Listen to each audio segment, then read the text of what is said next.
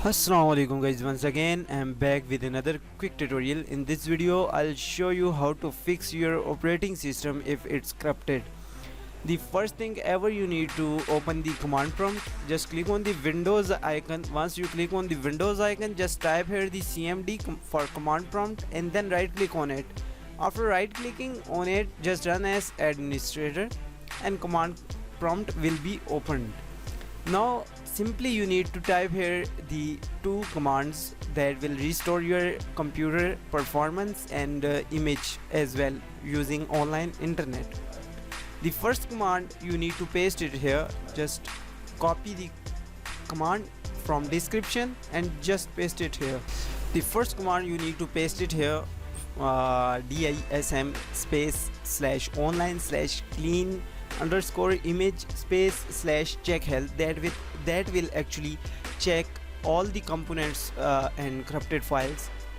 It will detect, and the second command will help you to repair it. DISM space / online space / cleanup _ image space / restore health and hit enter. Now this will restore your Windows image using your internet. So just wait here.